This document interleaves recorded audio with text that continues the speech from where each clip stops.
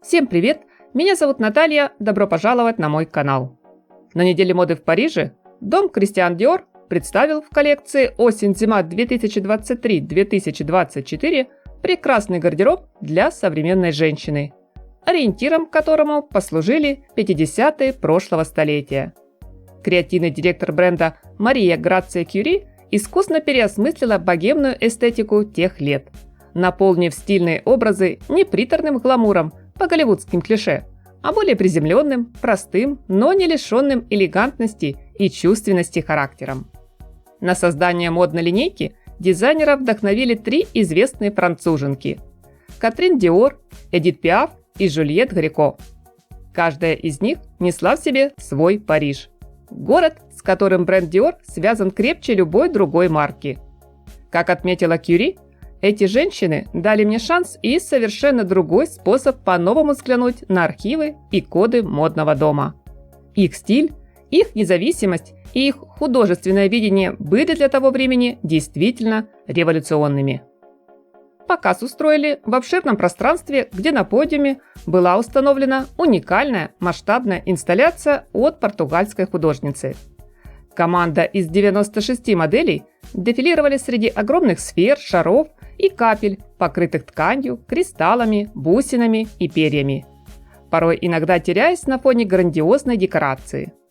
Но это никак не уменьшило общее впечатление от коллекции и модного действа, на которое прибыли из разных уголков мира сотни особо важных клиентов бренда, с ног до головы упакованных в Dior.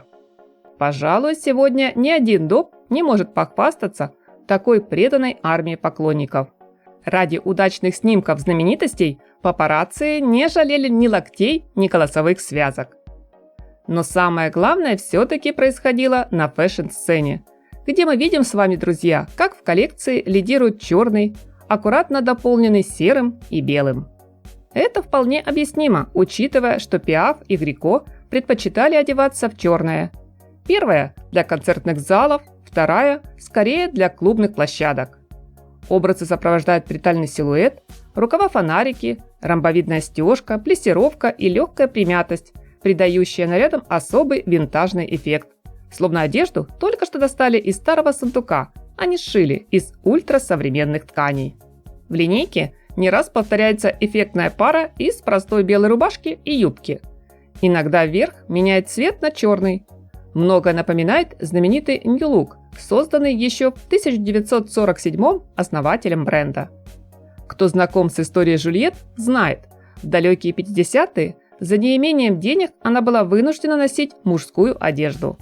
Так в модных ансамблях появились вещи в маскулинном стиле. Кожаные жакеты и куртки, шерстяные пальто, бушлаты, галстук, грубые армейские ботинки. Есть в подиумных нарядах и отсылки к образу Пиаф, известной своей приверженностью к простым черным платьям и узору в мелкую клетку. А вот посвящением Катрин, ее таланту флориста, стали потрясающие цветочные мотивы с абстрактным размытым контуром, которые идеально впишутся в гардероб на холодный сезон. У Марии Грации Кюри получились очень красивые и гармоничные комбинации разноцветного рисунка с традиционным для марки Dior клетчатым принтом. Также дизайнер представила на подиуме вновь набирающую популярность одежду с окрасом под леопарда.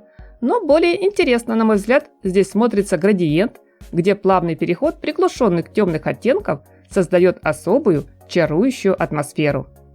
Все это, друзья, вы увидите ближе к финалу показа. Поэтому не переключайтесь и обязательно досмотрите видео до конца. Заключительным аккордом модного шоу стал выход моделей вновь в черных нарядах, усыпанных бисером и пайетками в тон. Из знаковых аксессуаров стоит отметить длинные кожаные перчатки, широкий ободок на голову, очаровательный французский берет, кепи, панаму и обувь со скошенным каблуком, стилизованную простыми носками. В комментариях Кюри утверждает: идея поработать с 50-ми, обыграть их под разными углами зрения, буквально заворожила меня и подтолкнула к созданию коллекции, максимально близкой Франции и наследию дома Dior. Насколько успешно получилось у дизайнера отразить в своем творчестве стиль настоящей парижанки, решать вам, мои дорогие зрители. С интересом жду ваше мнение в комментариях. Скажу большое спасибо за лайк и подписку на канал. Всем красоты, хорошего дня и от души только теплого, позитивного, солнечного настроения.